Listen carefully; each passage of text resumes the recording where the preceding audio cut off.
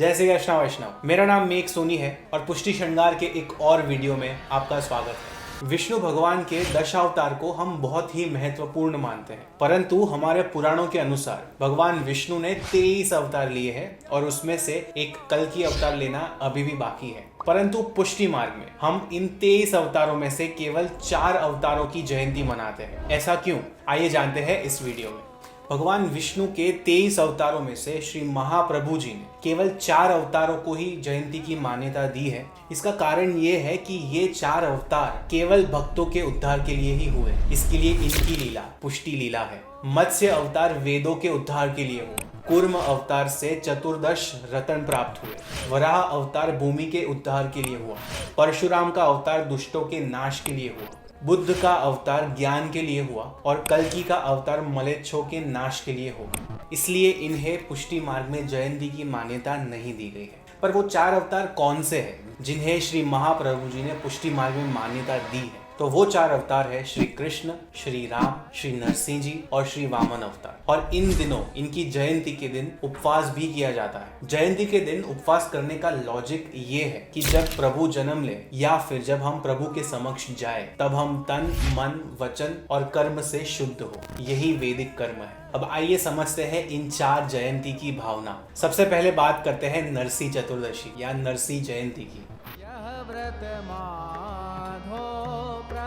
जब भक्त प्रहलाद का क्लेश प्रभु से सहन नहीं हुआ तब प्रभु ने ये अवतार लिया। नरसिंह जी के अवतार से प्रभु ने भक्त की प्रधानता सिद्ध की है। नरसिंह भगवान बाल भाव नहीं है, फिर भी हमें ये जयंती मनानी चाहिए। प्राचीन घरों में हर गुस्साई बालक के घर ठाकुर जी के स्वरूप के साथ साथ नरसिंह जी का प्रादुर्भाव करने हेतु एक नरसिंह शालिग्राम विराजते हैं और जयंती के दिन इन्हीं का पंचामृत स्नान भी होता है। ठाकुर जी वस्त्र श्रृंगार धारण करके सिंहासन पर विराजते हैं और उनकी जगह ये शालिग्राम स्वरूप का पंचामृत होता है। ठाकुर जी और नरसिंह जी को एकवत मानकर उस शालिग्राम स्वरूप का तिलक, आरती, भोग समर्पित होता है। नरसिंह जयंती हमें ये रहस्य समझाती है कि एक भक्त यदि सच्चे मन से प्रभु की सेवा करे तो प्रभु कहीं से भी प्रकट होकर उसकी रक्षा करेंगे। और एक दुष्ट यदि प्रभु के भक्त को कष्ट दे तो वो दुष्ट कितना भी बलशाली क्यों ना बन जाए, प्रभु अपने भक्त की रक्षा अवश्य करेंगे। प्रभु की यही अवतार लीला को हमें ध्यान में रखना चाहिए जब हम घर में ठाकुर जी की सेवा पधराते हैं कि जब हम सच्चे मन से प्रभु की सेवा करेंगे तो हमारा रक्षण स्वयं प्रभु करेंगे। अगली जयंती है वामन जयंती।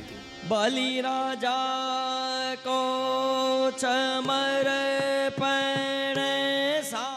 जो हर साल भाद्रपद शुक्ल द्वादशी को आती है और वामन जयंती का भाव आश्रय है। जब हम ब्रह्म सबल लेने के समय प्रभु को हमारा सर्वस्व सौंप देते हैं, वैसे ही जब बलि राजा ने ठाकुर जी से विनती करी कि तीसरा चरण मेरे मस्तक पे पधराओ, तब उन्होंने ठाकुर जी को अपना सर्वस्व सौंप दिया। बलि राजा का सर्वधन खत्म हो गया, वो बेघर हुए, उनका तिरस्कार हुआ, उनके अपने गुरु ने उन्हें श्राप दिया, पर फिर भी बलि राजा ने अपना आश्रय ठाकुर जी में नहीं छोड़ा। उनका प्रभु में आश्रय लौकिक में आने के बाद भी दृढ़ रहा। ठीक वैसे ही हमारे जीवन में, हमारे लौकिक जीवन में दुनिया ऊपर से नीचे क्यों ना हो जाए, हमें याद रखना है कि हमारा आश्रय, हमारा दृढ़ आश्रय प्रभु में हमेशा रहना चाहिए। हवेलियों में वामन जयंती के दिन एक छोटे लड्डू गोपाल का पंचामृत स्नान होता है और फिर वे ठाकुर जी के गोदी में विराजते हैं। अब बात करते हैं प्रभु श्री राम के बारे में। हमारे मदन। प्रभु श्री राम की जयंती चैत्र शुक्ल नवमी को आती है और इस जयंती का भाव है मर्यादा। प्रभु श्री राम को वैसे मर्यादा पुरुषोत्तम कहते हैं, परंतु अपने भक्तों के लिए प्रभु ने कई बार मर्यादा तोड़ी है, जैसे विभीषण, शबरी, सुग्रीव इत्यादि। और इसीलिए श्री राम का पुष्टि मार्ग में इतना महत्व है। एक सेवक को सेवा में अपनी मर्यादा कभी नहीं तोड़नी चाहिए। यही रामनवमी के द्वारा श्री महाप्रभु जी ने हमें बतलाया है। जब हम हवेलियों में जाते हैं तब एक वैष्णव का एक वैष्णव के साथ आचरण कैसा है, वल्लभ कुल के साथ आचरण कैसा है, वो हर जगह एक मर्यादा देखने मिलती है। समय की भी एक मर्यादा होती है जिसका पालन होता है। वस्त्र, श्रृंगार, भोग, हर चीज में एक मर्यादा होती है जिसका पालन किया जाता है। और यही हमें अपनी घर की सेवा में, हमें हमारी प्रभु की सेवा में इसका आचरण करना आवश्यक है। और घर सेवा में भी हमें विवेक रखना चाहिए, किस प्रकार शुद्धता रखनी चाहिए, सेवा में प्रभु के समक्ष हमारा आचरण, हमारे वचन कैसे होने चाहिए। कितना वैभव बढ़ाना चाहिए, घर पधारे वैष्णव या गुरु का सत्कार कैसे करना चाहिए इत्यादि। अब अंतिम अवतार है प्रभु श्री कृष्ण। आज नंद राय के आनंद।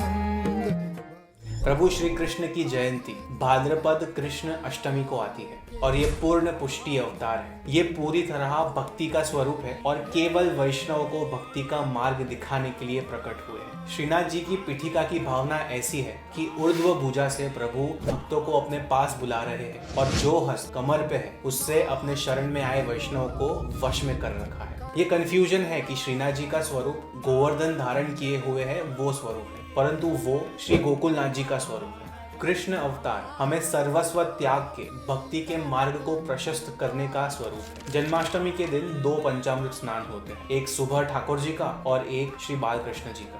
इन कंक्लूजन प्रभु श्री राम कभी कभी मर्यादा तोड़ते हैं और प्रभु श्री कृष्ण कभी कभी मर्यादा का पालन करते हैं, और इन सब के भाव को मिलाकर हम 4 जयंती मनाते हैं। प्रभु श्री राम की तरह भी प्रकट है और श्री नरसिंह और श्री वामन के रूप में भी प्रकट है। यही पुष्टि का प्रकार है। यदि ये वीडियो आपको पसंद आया हो तो इसे ज़्यादा से ज़्यादा वैष्णव तक शेयर करें। कमेंट में लिखकर बताएं कि आपको क्या नई जानकारी मिली और आगे क्या जानकारी प्राप्त करना पसंद करें। इस वीडियो को लाइक अवश्य करें और हमारी चैनल पुष्टि श्रृंगार को सब्सक्राइब करें और हमें इंस्टाग्राम भी फॉलो करें। अगली बार मिलेंगे, तब तक के लिए जय श्री कृष्ण।